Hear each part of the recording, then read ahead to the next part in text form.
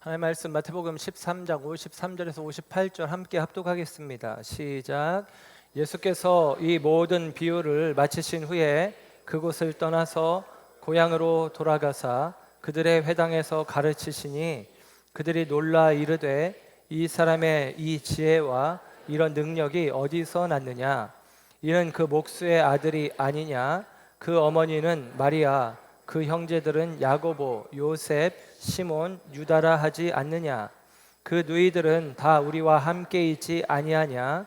그런즉 이 사람의 이 모든 것이 어디서 났느냐 하고 예수를 배척한지라.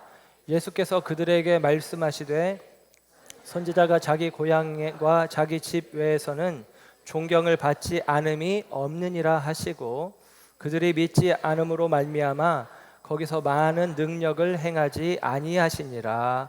아멘. 아멘. 자리에 앉으십니다. 오늘도 주님의 은혜가 저와 여러분 가운데 함께하기를 소원합니다. 마태복음 33번째 시간 마음의 빗장 열기라는 제목으로 말씀을 전합니다. 오만과 편견이라고 하는 제목의 소설이 있습니다. 영국의 여류 작가 제인 오스틴이 쓴 오만과 편견, 유명해서 많은 사람의 사랑을 받아서 영화로도 제작되고 또 이제 재해석된 영화로 또 혹은 드라마로도 제작이 되어진 그런 작품입니다. 오만이라고 하는 것은 남자 주인공 다시를 일컫는 표현으로 볼 수 있고요.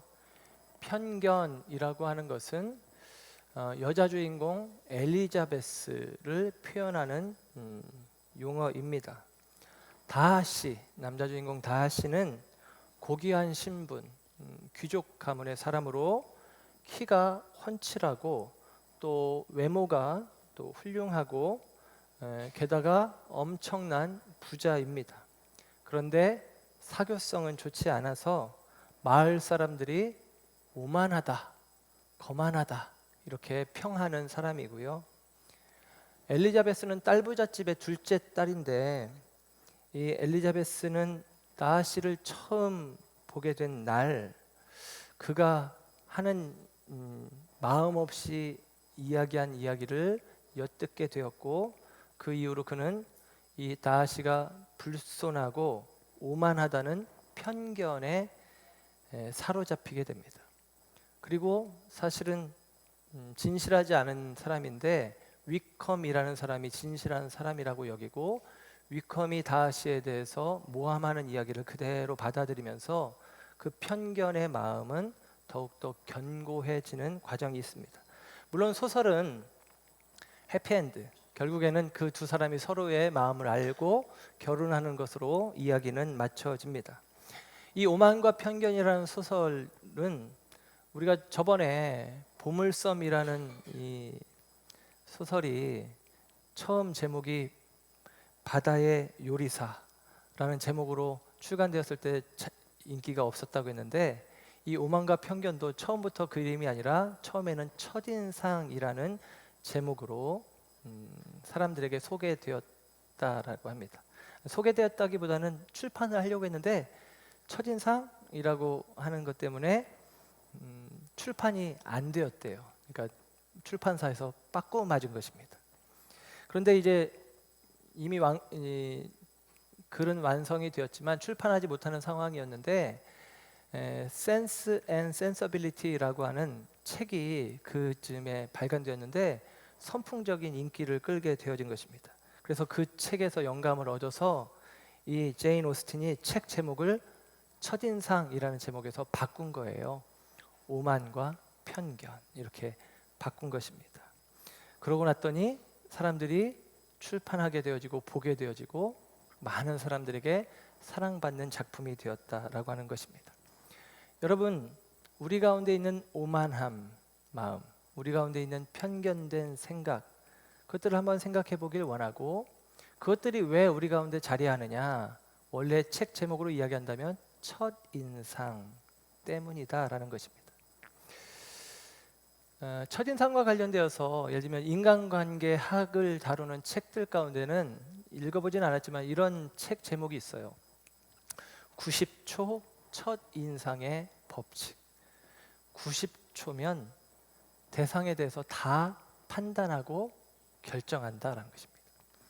예를 들면 우리 교회로 이야기하면 교회에 와서 제 설교를 듣기 전에 저 주차장에서 차를 받치면서 걸어 올라오면서 인사하고 들어오면서 예배당에 앉아 있는 그 순간 90초면 이분이 다음에 이 교회를 올지 말지가 거의 결정이 된다라는 것입니다. 그러니까 어떤 분이 우리 교회 왔다가 안 오면 제가 설교를 못해서가 아니라 여러분들이 불친절했거나 여러분들이 무질서한 모습을 보여줬거나 그래서 그럴 수 있다라는 거예요. 이 첫인상이라는 책 제목이 90초 첫인상의 법칙을 넘어서 이런 책 제목도 있습니다. 5초 첫인상의 법칙. 이 사람은 5초래요. 잠깐 보면 다 판단되는 것이죠.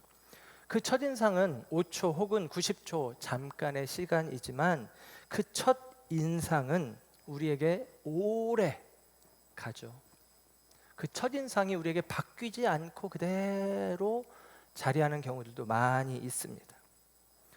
오늘 우리가 살피려고 하는 이야기가 예수님이 공생애를 하시다가 고향 땅에 돌아가셨을 때 거기서 사람들이 예수님에 대해서 어떻게 반응하는지 결과적으로 이야기한다면 예수님을 배척하게 되어지는데 그 이야기를 우리가 살피게 되어집니다. 여러분, 예수님의 행적에 대해서 직접적이든 간접적이든 경험한 사람들, 들은 사람들, 만난 사람들의 반응은 한결같이 놀라움입니다. 와, 깜짝 놀라는 것이죠. 여러분, 놀람이라고 하는 것은 우리 가운데 어떤 놀람이라고 하는 정서적인 반응이 있을 때는 외부의 자극에 의해서 놀라는 경우들이 대부분이죠. 예를 들면 어떤 사람이 느닷없이 아무 생각 없이 앉아 있는데 뒤에서 와 하면서 우리의 어깨를 탁 이렇게 때린다. 그러면 우리는 깜짝 놀라잖아요. 깜짝 놀라. 그런 게 놀람이죠. 또 혹은 이런 경우도 놀라게 되어집니다. 누군가 우리의 예상을 깨고 놀라운 성취를 이루었을 때, 예를 들면 우리는 전혀 불가능하다고 생각했던 일인데 대한민국 축구 국가대표팀이 다음 월드컵에서 우승을 했다. 그러면 우리는 놀라겠죠. 와, 저번에 4강 올라갈 때도 2002년도에도 우리가 놀랐잖아요. 우승을 했다. 깜짝 놀라게 되어질 것입니다. 여러분, 그렇게 외적인 자극에 의해서 우리는 놀람이라고 하는 정서를 경험하게 되는데, 근데 외적인 자극 말고 내적인 자극에 의해서도 우리는 놀람의 경험을 하기도 합니다. 예를 들면 이런 경우죠. 어느 날 문득 자기 자신이 낯설어지는 경험을 한 번쯤은 해보셨을 것입니다. 저는 20살 때 자전거를 타고 쓸데없이 제가 고향이 논산인데 논산에서 서천에서 대천에서 논산으로 무박 2일 여행을 떠나는데 제목을 이렇게 달았어요. 나를 찾아 떠나는 여행. 그래서 다음부터는 그 여행 절대 안 하기로 했습니다. 죽는 줄 알았거든요. 너무 힘들어가지고 무박 2일로 갔는데 너무 힘들어가지고. 근데 예를 들면 그런 거죠. 문득 내 자신이 낯설어질 때가 있습니다. 그리고 우리 가운데 이런 질문이 들 때가 있어요. 나는 누구냐? 내 삶의 이유는 무엇이냐? 내가 살아가는 이유가 단지 일하고 먹고 자고 이게 내 삶의 이유일까? 이런 질문이 우리 가운데 들기도 합니다. 이런 것을 이제 철학적인 질문이라고 하는데, 예를 들면 철학적인 질문이 나는 누구인가라고 한다면 신학적인 질문은 이런 질문일 것입니다. 하나님 앞에서 나는 누구인가? 그런 질문을 해볼 수 있겠죠. 하나님께서 왜 나를 택하셨는지, 구원하셨는지, 하나님께서 왜 나를 이곳에 보내셨는지 등등을 생각해 볼 수 있습니다. 그러면서 우리는 문득 나 자신을 새롭게 혹은 우리 자신의 모습을 들여다보며 흠칫 놀라기도 하는 것이죠. 그렇게 내적인 자극에 의해서 놀라기도 하고 또는 외부적인 자극에 의해서 놀라기도 합니다. 나와는 너무나 낯선 존재를 우리가 조우했을 때, 만나게 되었을 때. 대표적인 예가 성경의 이야기입니다. 나와는 너무 다른 예수님을 만났을 때, 나와는 다른 삶을 사는 누군가를 만났을 때, 예를 들면 세상에 있는 사람과 교회를 다니는 사람으로 구분한다면 이런 것이죠. 세상의 가치관 속에 살아가는 사람이 그리스도인의 청직이 된 삶을 살아가는 누군가를 제대로 만나면 그들은 놀라게 되어질 것입니다. 그렇겠죠? 놀라는 것입니다. 특별히 오늘 본문의 이야기 속에서는 예수님이 사람들에게 놀람의 이유가 되어집니다. 오늘 본문 속에서는 예수님께서 고향 땅 나사렛에 가시는데요. 예수님이 태어난 곳은 우리가 잘 아는 것처럼 베들레헴이지만 예수님이 자라고 성장하시고 그리고 공생애를 시작하시기 전까지 예수님은 나사렛이라고 하는 갈릴리 북쪽에 있는 작은 마을에서 사셨습니다. 그리고 오늘 본문의 이야기는 예수님께서 비유의 말씀을 마치고 나사렛 고향으로 가셨다라고 이야기를 하면서 말씀이 시작이 되어집니다. 오늘 본문의 이야기는 성경을 좀 설명을 드리면 마태복음과 마가복음에는 같은 이야기를 하고 있고 누가복음도 같은 이야기를 하는데 성경학자들에 따라 해석이 좀 다르지만 시간이 다르다 그렇게 보는 견해가 있어요. 그리고 어떤 분들은 같은 사건이다 이렇게 이야기하기도 합니다. 근데 이제 저는 일단은 이렇게 말씀을 드릴게요. 이 누가복음에 있는 사건은 1년 전에 있었던 사건이고 그리고 마태복음과 마가복음 우리가 지금 보고 있는 내용은 그 누가복음 4장에 있는 사건 이후에 두 번째 있었던 사건이라고 일단은 그렇게 여러분에게 말씀을 드리겠습니다. 예수님께서 다시금 고향 땅 나사렛에 오셨어요. 그리고 나사렛 회당에서 예수님께서 말씀을 전하셨습니다. 설교를 하실 기회를 얻었는지 말씀을 전하시고 나서 사람들의 반응은 놀람이었습니다. 어떻게 저런 지혜 있는 말을 할 수 있냐? 어떻게 저런 능력 있는 분이 나타나느냐? 어디서 저런 능력이 나타난 거야? 어디서 저런 지혜가 나타난 거야? 라고 사람들이 놀라우게 여겼다라고 하는 사실입니다. 그런데 그들의 놀람이 예수님에 대한 경외, 예수님에 대한 매력, 예수님에 대한 끌림으로 나아가지 않고 그들이 예수님에 대해서 놀라고 나서 그들의 반응은 예수님을 배척하는 쪽으로 나아가는 것입니다. 그래서 오늘 본문의 내용을 보면 그 과정 가운데 사람들이 그는 목수의 아들에 불과한데 그의 어머니 마리아도 우리의 동네 살고 그의 형제들 야고보, 요셉, 시몬, 유다 그리고 누이들 다 우리 옆에 있는데 저 사람이 갑자기 왜 말씀을 전하고 선지자 노릇을 하는 거야? 라면서 불편해하면서 예수님을 배척했다라는 것입니다. 그게 오늘 본문의 이야기입니다. 그래서 예수님이 그런 반응을 하시죠. 고향에서는 선지자가 사람들에게 인정받지 못한다. 그런 이야기를 하는 것이죠. 고향에서는 사람들에게 인정받지 못한다. 예수님이 두 번째 방문하신 이야기라고 말씀을 드렸는데 이게 조금 더 맞는 것 같아요. 이따 다시 한번 이야기가 나오겠지만 처음 예수님께서 세례 요한에게 세례를 받고 그리고 나사렛으로 돌아가셔서 거기서도 회당에서 말씀을 전하신 이야기가 누가복음 4장에 나옵니다. 근데 그때 사람들이 누가복음 4장의 내용을 보면 처음에는 예수님을 환영하고 칭송했다라고 이야기해요. 15절에. 그런데 16절 이하로 넘어가면서 누가복음 4장 16절 이하로 넘어가면서 어떤 이야기가 나오냐면 예수님이 오늘 본문에 있는 이야기와 똑같은 상황들 속에서 예수님이 이사야서의 말씀을 가지고 말씀을 읽고 나서 말씀이 응했다라고 이야기를 해요. 그 얘기는 뭐냐면 내가 말씀을 응한 사람 곧 내가 이사야가 예언한 메시아다 그 이야기를 하는 것이죠. 그랬더니 사람들이 싫어하기 시작합니다. 너는 요셉의 아들이 아니냐? 너는 요셉의 아들에 불과한데 네가 지금 무슨 말을 하는 것이냐 하면서 사람들이 거칠게 반응하는 것입니다. 그리고 오늘 본문의 이야기는 그로부터 시간 1년 정도 지나서 다시 예수님께서 나사렛으로 가신 것으로 우리가 똑같은 내용, 똑같은 사건이 벌어지지만 그렇게 이해를 해보는 것입니다. 예수님이 다시 그곳에 가셨어요. 예수님이 1년 전에 공생애를 시작하시면서 사람들이 너 무슨 다윗 무슨 요셉의 아들이 목수 주제에 무슨 주제 넘게 왜 그래 하면서 심지어는 누가복음의 표현으로는 예수님을 사람들이 죽이려고까지 해요.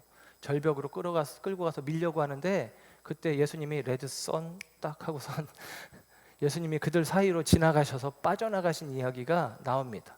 그러니까 그를 예수님을 죽이려고까지 했던 마을인데 예수님이 다시 오신 것이죠.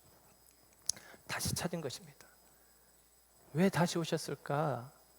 예수님께서 금의 환영하는 마음으로 야 나를 봐. 이제 내게는 나를 따르는 수많은 제자들과 수많은 무리들이 있다. 내 능력을 경험하고 수많은 사람들이 나에게 머리를 조아린다. 나를 봐 하면서 예수님이 이 고향 땅에 에쿠스 끌고 나 출세했어, 나 성공했어 이거 확인시키려고 오는 거 아니겠잖아요. 우리가 예수님을 알지만 그런 분이 아닙니다. 그럼 왜 그곳에 다시 오시는 것이냐? 예수님이 가버나움 지역에서 많은 사람들 가운데 능력을 행하시고 하나님 나라를 선포하시며 회복되는 영혼들, 물론 거절하는 영혼들도 있지만 회복되는 영혼들을 바라보시며 누구보다도 자기 얼굴에 낯이 익은 자기의 어릴 적부터 함께 했던 고향 사람들, 우리식으로 표현하면 우리의 가족, 일가, 친척, 친구들, 그들에게도 복음을 전하길 원하는 마음이 왜 있지 않겠습니까? 주님은 다시 돌아가십니다. 그리고 다시 말씀을 전하시는 거예요. 그런데 사람들의 반응은 1년 전과 똑같다라는 것입니다. 예수님에 대하여 전에는 요셉의 아들이라고 이야기했던 그들이 이제는 마리아의 아들이라고 이야기하며 여전히 너는 목수여야 되는데 왜 목수의 일을 하지 않고 선지자 노릇을 하냐며 예수님을 지금 배척하고 있는 것입니다. 그들은 못마땅한 거예요. 예수님의 손으로 행하시는 일들이 그 능력 행함이 못마땅한 것입니다. 예수님의 손은 목수의 손이니까 목수의 손으로는 하지 말아야 될 일을 하고 있다라고 그들은 생각하고 있는 것이죠. 간혹 여러분 우리는 우리 가운데 주어진 외적인 요건들을 가지고 사람들을 판단하는 경우들이 있습니다. 예를 들면 손도 대표적이죠. 투박하고 거친 손을 볼 때 그 사람의 직업이 짐작이 되어집니다. 기름때가 손톱의 사이에 껴있는 모습을 보면서 그 사람에 대해서 우리는 짐작합니다. 아이고 기계밥 먹는 사람이구나 이렇게 생각할 수 있는 것이죠. 반면에 깨끗하고 부드러운 손을 보면 그 사람은 아이고 좋은 일을 하나 보다, 좀 이제 괜찮은 일을 하나 보다 그런 것이죠. 마티즈를 타고 오면 아이고 별거 없는 사람이구나, 에쿠스를 타고 오면 에쿠스 하신 분이구나 이렇게 생각하는 마음들이 우리 가운데 없지 않아요. 에쿠스 타는 분이 밥값을 내면 불편하지 않은데 마티즈 타는 분이 밥값을 내면 마티즈 합니다. 그런 것이죠. 이게 우리들의 생각이에요. 근데 그 생각이 뭐냐? 편견이죠. 우리가 가지고 있는 편견입니다. 예수님은 목수의 아들인데 왜 그 손으로 능력을 행하는 거야? 기적을 행하는 거야? 옳지 않아. 너는 목수의 아들에 불과해. 아니 너는 목수여야만 해 라고 사람들은 생각하는 것입니다. 왜? 내가 너를 안다라는 것이죠. 너는 목수의 아들이다라는 것입니다. 고대 사회에는 실제로 목수의 아들이면 목수를 했고 농사꾼의 아들이면 농사를 짓고 제사장의 아들이 제사장이 되는 것입니다. 선지자의 아들이 선지자 역할을 하는 것이 거의 정설입니다. 그런데 너는 목수의 아들인지 우리가 아는데 네가 왜 너의 해야 될 일, 너의 본분을 마다하고, 특히나 갈릴리 지역은 가난한 지역이고 갈릴리 가운데서도 나사렛은 더 가난한 지역이고 나사렛에서 지금 동생들 야고보는 야고보서의 저자입니다. 그리고 요셉, 시몬, 유다는 유다서의 저자예요. 남자 동생만 넷, 누이들도 있다고 했으니까 적어도 2 이상 잡으면 예수님까지 포함하면 7남매 이상 대가족이죠. 애들을 많이 낳았어요. 금술이 좋은 요셉과 마리아임을 확인하며. 그런데 예수님에게 주어진 의무가 있는 거예요. 그 가족을 건사해야 되는 것입니다. 아버지가 없기 때문에. 넌 네 할 일을 하지 않고 왜 네가 주제넘게 선지자 노릇을 하는 거냐라고 사람들은 이야기하는 것입니다. 그러면서 예수님이 능력을 행하실 때 놀라고, 예수님 말씀을 전하실 때 이 지혜가 어디서 나왔냐 놀라면서도 예수님에 대해서는 너는 목수의 아들일 뿐이야 라고 평가절하하면서 예수님을 배척하고 있다라고 하는 사실이죠. 예수님을 배척했다는 표현이 영어 성경에는 그들이 예수님을 accept, 수용하지 않았다, 인정하지 않았다, 받아들이지 않았다 이렇게 표현을 쓰고 있습니다. 예수님을 받아들이지 않은 것입니다. 그들은 예수님을 받아들일 수 없었던 것이고, 그들은 예수님에게 배울 생각이 없었던 것이고, 그들은 예수님에게 대하여 그들이 알고 있는 예수님에 대한 선 지식을 가지고 예수님께 대하여 마음을 꼭꼭 닫고 있었다라고 하는 사실입니다. 그래서 오늘 본문 58절에는 이렇게 예수님께서 결론적으로 말씀을 해주세요. 그들이 믿지 않음으로 말미암아 거기서 많은 능력을 행하지 아니하시니라. 고향 땅에서는 예수님이 능력을 행하지 않으셨대요. 믿지 않았기 때문에. 이 병행 성경이 되어지는 누가복음에는 누가복음 6장 5절에는 이렇게 이 말씀을 기록해 줍니다. 거기에서는 아무 권능도 행하실 수 없어 다만 소수의 병자에게 안수하여 고치실 뿐이었고 그럽니다. 거기서는 능력을 행하실 수 없었다라고 이야기합니다. 능력을 행하시지 않았다 마태복음, 능력을 행하실 수 없었다 마가복음, 이렇게 이야기를 하는데요. 누가복음은 더 내용을 상세하게 설명해 주는데 똑같은 사건 같은데 시간이 다르다고 우리가 봤는데, 누가복음에 예를 들면 예수님께서 이사야의 말씀을 통해서 내가 메시아다 그랬더니 사람들이 너 목수의 아들에 불과하잖아, 요셉의 아들이잖아 라고 이렇게 사람들이 반응을 해요. 그때 예수님께서 그들이 싫어하는 이야기를 한마디 합니다. 이렇게 말씀을 하세요. 너희들이 나에게 이렇게 앞으로 말할 거야. 네가 가버나움에서 행한 일을 여기서도 한번 해봐라 라고 너희들이 나에게 말할 거야 라고 예수님이 말씀하세요. 네가 가버나움에서 행한 일을 여기서도 해봐 라고 말할 거라는 것이죠. 그래서 이게 저는 두 가지 사건이라고 보는 것인데, 예수님께서 지금 마태복음 앞에는 가버나움에서 행한 일들이, 수많은 일들이 있잖아요. 능력 행하시는 일들이 8장 9장에 가득하게 채워져 있었거든요. 그리고 우리는 이제 13장에 온 것인데, 누가복음에서는 처음 예수님이 공생애를 크게 하시기 전에 그러나 예수님의 능력이 나타나시기 시작하면서 칭송을 받기 시작했는데 사람들이 안 믿어주니까 예수님이 내가 나중에 왔을 때는 너희들이 가버나움에서, 우리 소문 들었는데 가버나움에서 했던 일 여기서도 한번 해봐 라고 말하게 될 거야 라고 예수님이 얘기한 것이죠. 그러면 그 말씀을 전제로 오늘 말씀이, 오늘 본문이 1년 후의 사건이라고 우리가 두 번째 사건이라고 생각해 본다면, 오늘 사건 속에서도 기록되진 않았지만 이런 이야기들이 오고 갔을 수 있죠. 네가 선지자야? 한번 그럼 능력을 행해봐. 그러면 우리가 믿어줄게 라는 식의 반응이 있었을 가능성이 있습니다. 저는 상상 가운데 그렇게 생각을 해요. 근데 예수님은 그들이 믿지 않으므로 그렇게 행하실 수 없었다라고 이야기합니다. 여러분, 예수님께서 원하시면 하는 거예요. 우리의 믿음을 전제로 역사하시는 일들만 있는 것은 아닙니다. 베데스다 연못가에 38년 된 중풍 환자에게 예수님께서 그가 구하지 않았음에도 불구하고 그로 하여금 치료하시는 역사, 오병이어의 역사가 이제 앞으로 우리가 살피게 되어지겠지만, 사람들이 먹을 것을 구하지 않았음에도 불구하고 예수님이 오병이어의 능력을 나타내셔서, 기적을 나타내셔서 그들을 섬기시는 역사가 있습니다.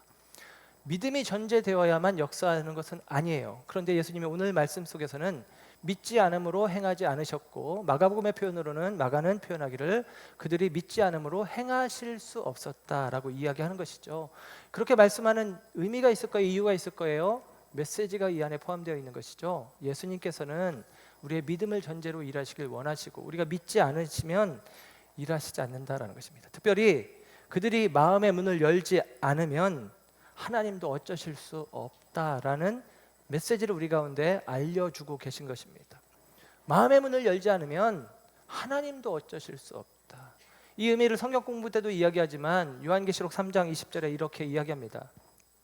볼지어다 내가 문 밖에 서서 두드리노니 누구든지 내 음성을 듣고 문을 열면 내가 그에게로 들어가 그로 더불어 먹고 그는 나로 더불어 먹으리라. 아멘. 문을 두드리고 계세요. 이유는 들어오시기 위해서, 들어와서 나와 더불어 먹고 마시기 위해서, 우리로 하여금 풍성한 삶을, 내가 온 것은 양으로 생명을 얻게 하고 더 풍성히 얻게 하려 함이니라. 풍성한 삶을 약속하시며 문을 두드립니다. 그런데 문을 두드리시기만 하실 뿐 예수님이 문을 열고 들어오진 않으세요. 그 이야기는 무엇이에요? 우리가 문을 열어야 된다는 것이죠. 우리가 마음의 문을 열지 않는 이상 예수님의 생명의 능력은 우리 가운데 나타나지 않는 것입니다. 우리가 문을 열지 않는 이상 예수님께서 가져오신 천국은 우리 가운데 성취되지 않는 것이죠.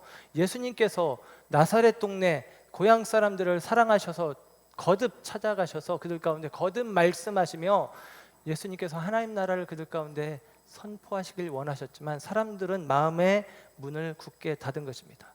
마음에 자기가 알고 있는 예수에 대한 선 지식을 가지고 편견을 가지고 선입견을 가지고 마음의 빗장을 지르고 예수님이 노크하시지만 말씀으로 노크하시지만 능력으로 놀라운 말씀으로 지혜의 말씀으로 노크하시지만 어느 누구도 마음의 빗장을 풀어 헤치고 문을 열어 예수님을 영접하지 않았다라는 사실입니다.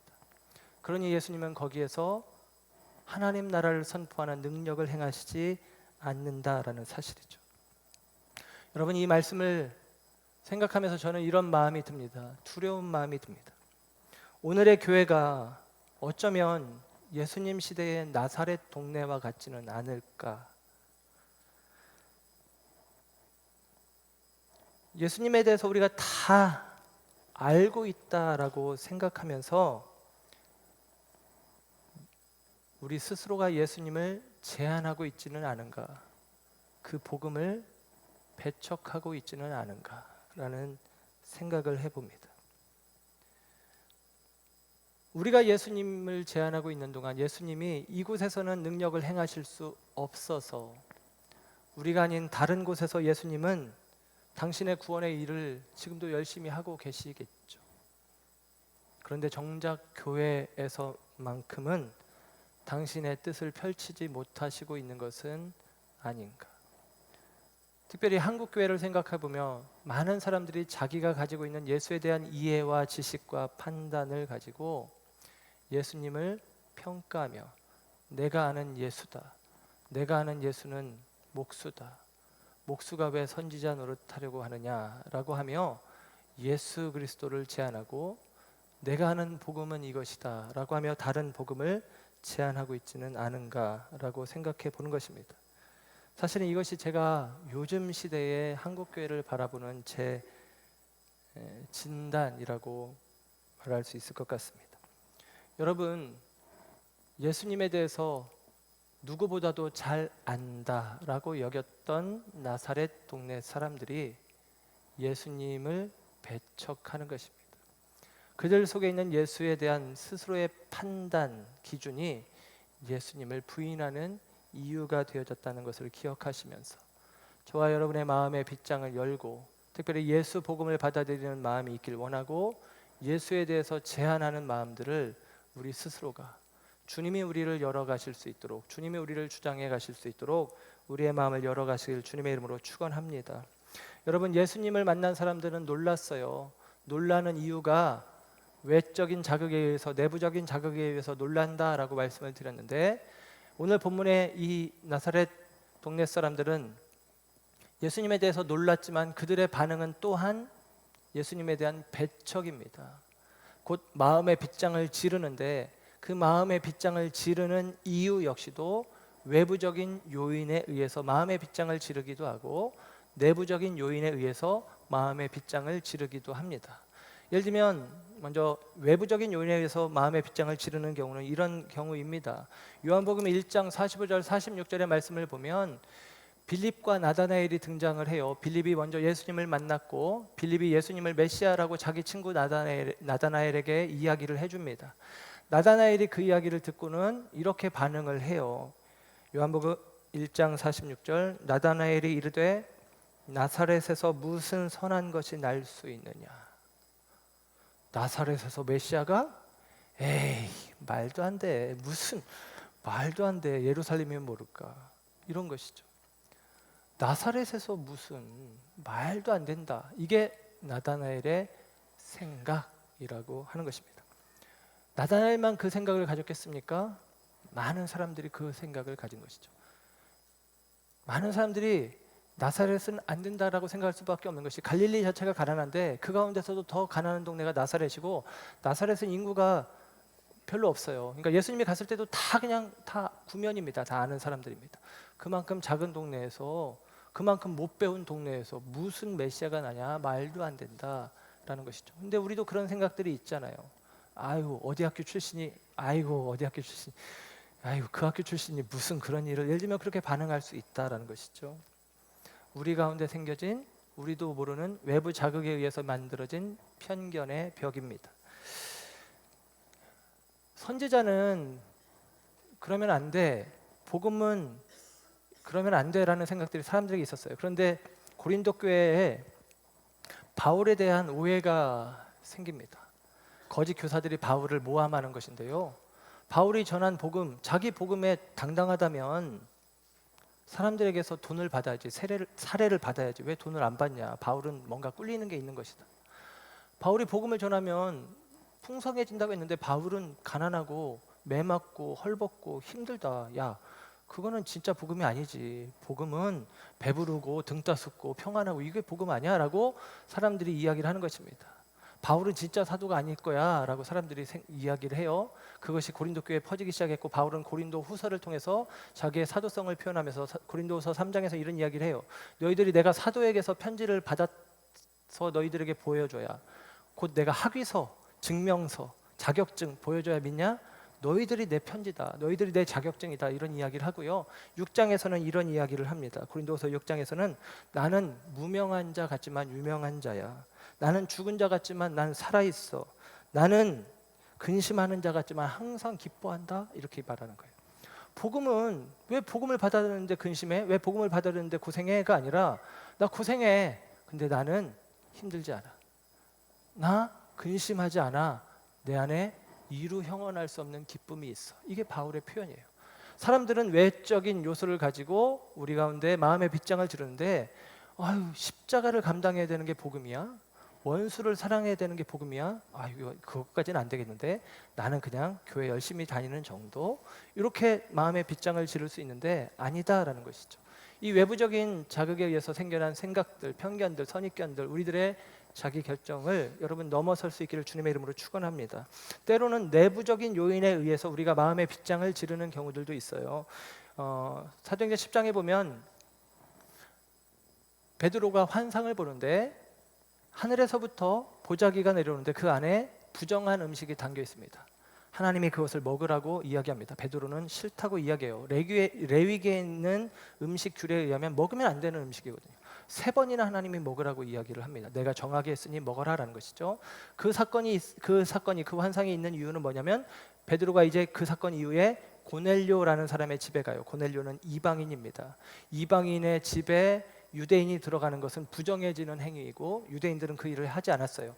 고넬료는 로마의 백부장 관료입니다. 로마의 관료이지만, 그러니까 이 사람들이 식민지민이고, 베드로는 피식민지민이니까 지위로는 고넬료가 명령할 수도 있는 그런 자리거든요. 그럼에도 불구하고 로마에서 유대 땅을 통치할 때에 그들의 종교성을 인정을 해줘서 그들이 부정하다고 여기는 건 웬만하면 하지 않았어요. 그래서 대표적인 예로 예수님이 십자가에 달리시는 그 새벽에도 빌라도가 자기 관정으로 사람들이 들어와서 빌라도의 집에서 재판한 게 아니라 빌라도가 밖으로 나갑니다. 유대인들의 관습을 인정해 주는 것이죠. 그렇게 통치를 하는 것인데, 베드로는 나 못 가요, 안 돼요, 이런 마음이 있는 것인데, 하나님께서 베드로의 마음을 바꾸시기 위해서 이 환상을 보여주시는 것이죠. 부정하지 않다, 이방인에게 네가 가야 된다, 이방인에게 복음이 전해져야 된다, 이것입니다. 그래서 베드로가 그 환상 뒤에 고넬료에서 찾아온 사람이 문을 두드릴 때에 깨닫고 따라가서 고넬료의 집에서 성령의 세례가 나타나는 역사, 성령의 세례 역사가 있어지는 것입니다. 그런데요, 그렇게 베드로는 자기 편견을 깨가지만 베드로가 쉽게 그 편견의 벽을 넘어선 것이 아닙니다. 베드로가 그 환상을 보았던 곳은 무두장이 시몬이라고 하는 사람의 집입니다. 무두장이는 가죽쟁이를 이야기하고, 가죽은 죽은 짐승의 껍데기죠. 죽은 짐승 사체를 만지는 것은 부정한 행위이고, 유대인들은 부정한 짐승을 만진 사람을 만지지 않습니다.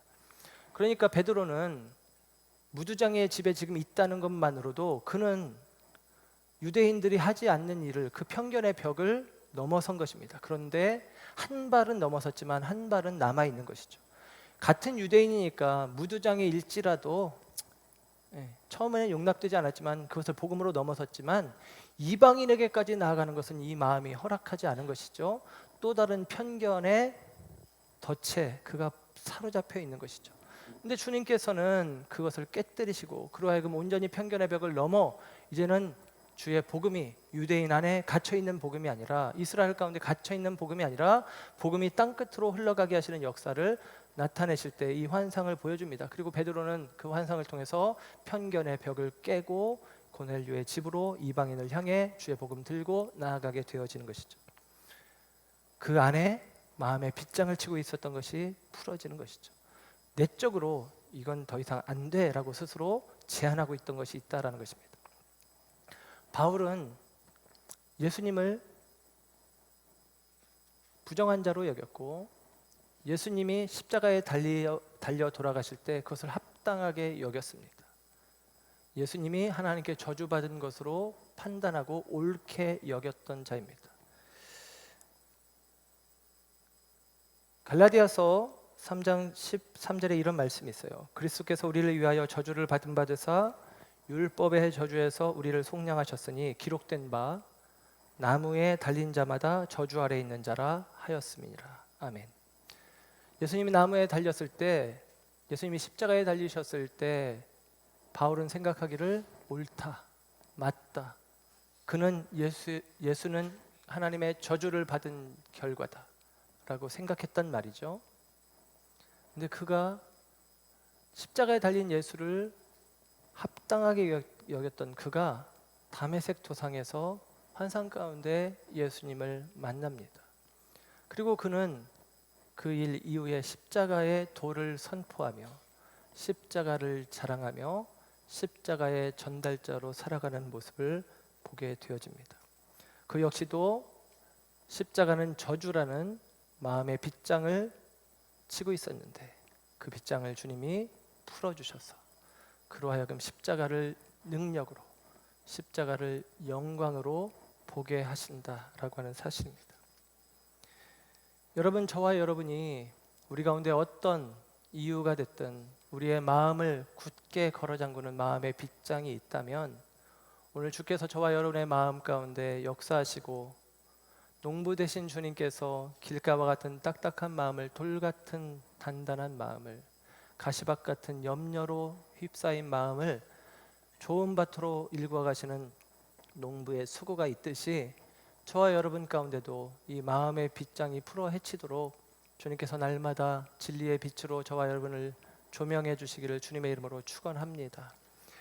저와 여러분 가운데 특별히 저는 이런 생각을 해보는데, 다른 이에 대한 편견이 있어요. 다른 사람을 바라보는 편견. 그 편견의 벽은 당연히 넘어서야 될 것입니다.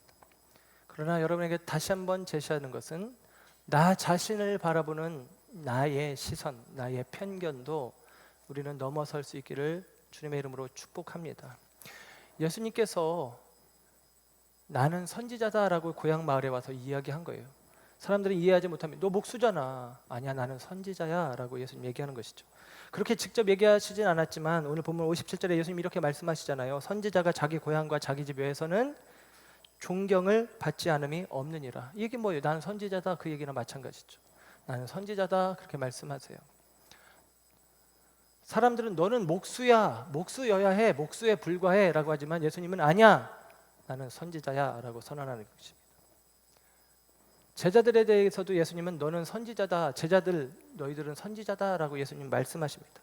직접적으로 말씀하시진 않지만 마태복음 5장에 산상순의 시작이 팔복으로 시작되는데 팔복의 8번째 복은 의를 위하여 박해를 받는 자가 복이 있다라고 이야기하시면서 의를 위하여 박해를 받는 자에 대해서는 부연 설명을 11절 12절에 해주시는데 12절에 이렇게 이야기를 합니다. 기뻐하고 즐거워하라, 하늘에서 너희의 상이 큼이라, 너희 전에 있던 선지자들도 이같이 박해하였느니라. 옛날에 선지자들이 복음 전하다 박해받은 것처럼 너희도 박해받을 거야. 너희도 선지자 같이. 그런 것입니다. 너희들이 선지자다 얘기하는 것입니다. 제자들이 이렇게 반응했을 수 있습니다. 주님, 저는 어부에 불과한데요. 저 고기잡이밖에 해본 게 없어요. 제가 무슨 선지자입니까? 주님, 저는 사람들이 제 말 안 들어요. 저는 사람들이 싫어하는 매국노 세리였어요. 제 말을 안 들을 거예요. 제가 무슨 선지자입니까? 그렇게 자기 자신을 바라보는 자기 편견의 벽에 갇혀 있는 경우가 있을 수 있습니다. 그러나 주님은 말씀하십니다. 네가 선지자다라는 것입니다. 네가 선지자야. 왜 그들이 선지자입니까? 그들의 손에 하나님 나라 복음이 들려져 있기 때문입니다. 저와 여러분이 어떠한 형편 속에 어떠한 모습으로 살아가든지 간에 저와 여러분 안에 하나님 나라의 복음이 우리의 마음에 심겨지고 그 복음을 들고 십자가의 증인으로 서기를 원하는 마음이 우리 가운데 있다면, 저와 여러분이 두 발 딛고 서 있는 곳에서 저처럼 다 목사 되라는 이야기가 아니라 저와 여러분이 두 발 딛고 서 있는 여러분의 삶의 현장에서 그리스도인답게 살아가는 모습이 있다면 주님은 말씀하시는 것입니다. 네가 선지자다라는 것이죠.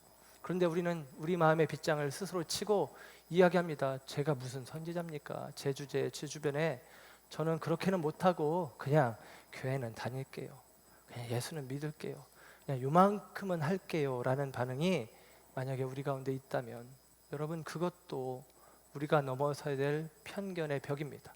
다른 이를 바라보며 내 마음대로 오만한 마음으로 판단하고 평가하는 것을 넘어서서 자신을 바라보며 제한하고 자신을 바라보며 한계 짓는 편견의 굴레도 벗어버릴 수 있는 저와 여러분 되시기를 주님의 이름으로 부탁을 드립니다. 오늘 본문에 예수를 이 말씀으로 이제 말씀을 가름하길 원하는데요. 13장 57절에 나사렛 동네 사람들은 예수를 배척한지라 그럽니다. 여러분, 이 말이 헬라 원어로는 스칸달리조라는 말이 쓰여지는데요. 여러분이 읽는 성경에 보면 예수를 배척한지라 해놓고 각주가 달려 있습니다. 각주를 따라 이렇게 성경 아래로 내려가시면 이렇게 기록이 되어 있습니다. 예수로 말미암아 넘어진지라. 이거예요. 이게 스칸달리조입니다. 사람들이 예수를 박해했어요. 예수를 배척했어요. 그런데 이 의미는 무슨 의미냐? 예수님 때문에 넘어졌다라는 의미인 것입니다. 그래서 배척하는 거예요. 예수님 때문에 넘어졌다. 사람들은 예수님 때문에 넘어집니다. 그래서 예수님을 밀어내는 거예요. 사람들은 복음 때문에 넘어집니다. 그래서 그 복음을 인정하지 않습니다. 사람들은 십자가 때문에 넘어집니다. 그래서 그 십자가를 미련한 것으로 치부해 버립니다. 여러분, 우리가 길을 가다가 돌불에 걸려 넘어졌다. 그러면 일어나서 어떻게 해요? 돌을 걷어 차버리잖아요. 예. 그런 것입니다. 예수님 때문에 넘어졌으니 예수님을 걷어 차버리죠. 그러나 여러분, 저와 여러분의 마음의 빗장을 열고 그 주님 우리 가운데서 행하신 일들을 볼 때 그 예수님은 내 인생의 걸림돌이 아니라 디딤돌이 되시는 분이라는 것을 확인하게 될 것입니다. 그 예수님은 내 삶의 디딤돌이 되어서 우리의 인생이 이 땅에 붙잡힌 채 이 땅의 염려와 이 땅의 가치관, 뒤틀린 가치관에 붙들린 채 살아가게 하려고 하는 것이 아니라 우리로 하여금 우리들의 생각의 날개와 우리들의 마음을 펴도록 예수님을 딛고 더 높이, 예수님을 딛고 더 멀리 나아가도록 우리 가운데 오신 분이다라는 것입니다. 오늘 우리가 부른 여는 찬양에 이런 가사가 있어서 거친 이 세상에서 뒤틀린 가치 속에 복음의 의미를 찾아간다. 공허한 가치 속에 십자가 의미를 찾아간다. 와, 이것이죠. 뒤틀린 가치들이 우리 가운데 있습니다. 공허한 가치들이 우리를 감싸고 있습니다. 오늘 이 말씀을 정리하면서 말씀을 드리면, 예수님이 공생애를 시작하시며 첫 번째 설교 산상순 마태복음 5장, 6장, 7장 하나님 나라 복음을 새 언약을 선포하십니다. 그리고 예수님께서 마태복음 8장, 9장 능력을 10가지 능력을 나타내시며 나는 메시아다라고 예수님 말씀해 주셨어요. 그리고 그 예수 그리스도를 선포할 제자들을 십장에 세우시고 제자들을 파송하십니다. 그런데 11장 12장에는 예수님을 부인하고 부정하고 배척하고 반대하는 거절하는 세력들이 나타납니다. 그리고 13장에 들어와서 예수님께서는 천국 복음의 비유를 7가지로 이야기하면서 다시 한번 말씀드리지만 하나님 나라가 씨앗으로 우리 가운데 임하여지는데 하나님만 일하시는 것이 아니라 마귀가 뒤틀린 씨 공허한 가치를 우리 가운데 가라지로 겨자씨로 누룩으로 우리 가운데 집어넣고 있는 것이죠. 그럼에도 불구하고 그 거짓된 가치에 현혹되어 그 거짓된 가치에 우리의 마음이 갇혀 우리가 편견과 선입견에 갇혀 우리가 가지고 있는 그 가치로 복음을 보고 우리가 생각하는 그 기대로 예수를 바라볼 때에는 예수님을 배척할 수밖에 없었지만 주님께서 우리로 하여금 은혜 베푸셔서 밭에 감추인 보화와 같은 복음으로 우리가 정말 찾아야 될 것이 이것이었구나라고 예수 그리스도를 재발견하게 하는 진주장사와 같은 은혜로 우리 가운데 함께 하실 때 저와 여러분이 그런 마음으로 우리의 마음의 빗장을 열고 주님을 내 삶 가운데 모셔드릴 때 예수님은 내 삶의 장애물이 아니라 거치는 돌이 아니라 디딤돌이 되어주시는 분, 그리고 저와 여러분은 곡식이 들어가는 창고로 그리고 좋은 물고기를 거둬들이는 그릇으로 들어가는 주님과 더불어 먹고 마시는 풍성함의 은혜 속에 들어가게 될 것이다 라고 이야기합니다. 사랑하는 여러분, 저와 여러분의 마음의 빗장을 열고 오늘 주님을 영접하시길 원합니다. 저와 여러분의 마음의 빗장을 열고 스스로를 제한하지 말고 그리스도를 디딤돌 삼아 더욱더 멀리 더욱더 높이 날아가는 신앙생활 되기를 주님의 이름으로 축복드립니다. 기도하겠습니다. 좋으신 주님,